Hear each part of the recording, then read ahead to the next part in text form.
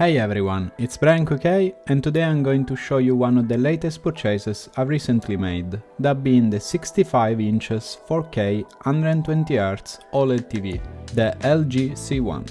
In this video I'm going to cover what's included in the box, together with all of the specs, what it's like to game on it with a PS5 and what it's like to consume content in general, plus all of the features that this TV offers, like a game optimizer mode to mention one, and in the end, my final thoughts. Just a quick reminder, I've actually added the timestamps in the description, so if you wish to jump to a specific part of the video, you can do so. If you followed my channel here on YouTube, you probably have seen in my previous video that I finally managed to get my hands on a PS5, after trying to do so for a very long time, and I must say that I'm very happy with the LG C1 PS5 combo, as they work together in a perfect way. I'm going to cover more on that later on. For now, let's start with a quick unboxing.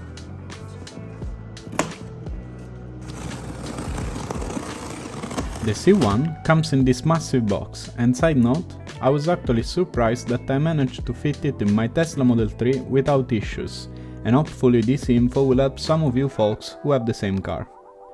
Anyways, I had decided to go for the 65 inches model, but you can also find it in 48, 55 and 77 inches.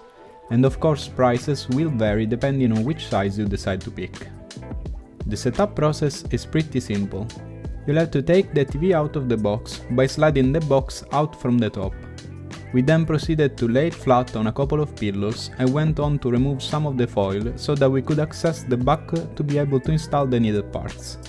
In the box you will find a bunch of manuals and the mounting instructions, the stand that supports the TV, that is actually pretty heavy, a backplate for the stand which lets you hide some of the cables, and the front plate which attaches to the stand, and lastly of course the remote together with two batteries to power it.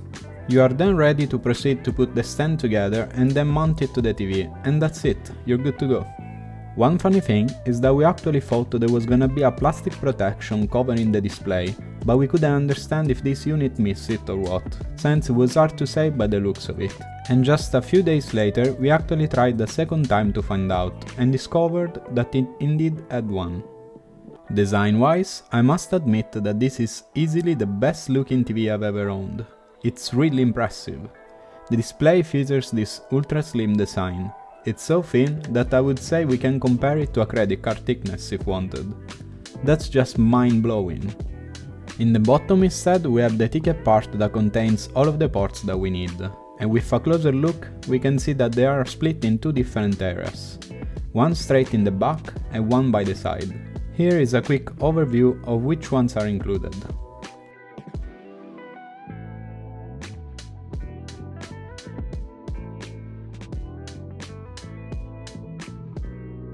Worth mentioning is that the HDMI eARC actually allows you to connect a soundbar to the TV, providing a seamlessly audio experience, and that's exactly what I'm doing. I have a JBL 5.1 soundbar just next to the TV that comes with a wireless subwoofer that we can find here on the side, and they together help provide that cinema experience that I'm always looking for. Anyways, having a second look at the stand, I really do appreciate it. It gives this floating look to the TV, and it also looks very elegant, and it's a very nice solution for those who don't or can't have the TV wall mounted. And it also hides the cable really easily and nicely. Now the LG C1 features more than just a pretty design, so let's have a look at the specs that it delivers. The C1 has an OLED display, which basically means that it has millions of pixels that can turn on and off independently, and together with its A9 Gen 4 processor, it will provide a fantastic picture quality, with perfect blacks and accurate colors, with incredible contrast and saturation. OLED displays are also famous for their fuller viewing angles, that look insanely good no matter from where you're looking from, and that can be really nice if you, like me, sometimes have people sitting at a certain angle from the TV, as they will still have an amazing experience. The C1 also supports Dolby Atmos and Dolby Vision, which can dramatically improve your experience when watching movies. Regarding the gaming related specs, this TV is a beast. It supports 4K 120Hz with 1 millisecond response time, and also G-Sync, V-Sync and VRR, which massively improve the gaming experience, and not only, with its low input lag, you will have a really good time playing competitive games like Call of Duty, as the delay between your commands and the screen is minimal. It also features auto low latency mode, which means it will switch to the game mode as soon as it detects a console connected, so that you will not have to worry to do that each time you want to play. The games that I've been playing with my PS5 looked really good and smooth, and I never had as good as an experience before. The C1 has a game optimizer mode that lets you adjust many useful settings to best fit the type of experience you're looking for. Here we are able to change the picture settings to match the games you're playing, and you can choose between FPS, RPG and RTS. Then we can also adjust the black and white levels to further improve visibility, and as well turn on the OLED Motion Pro feature that enables black frame insertion to reduce motion blur. We also can find an option to reduce the blue light in the screen to help with eye straining, and another to boost the already really good input lag. AI Game Sound instead is a good option that helps improve your sound experience if you're going to use the internal speakers. Then in the end we can also find an option to turn on VRR, G-Sync and V-Sync. This TV is so good that with 1 millisecond response time and low input lag, it can definitely compete against dedicated gaming monitors, and that's just insane. Plus it's really nice to have so many ways of controlling the gaming experience to best fit your needs, and ultimately the picture quality that you'll get is very good.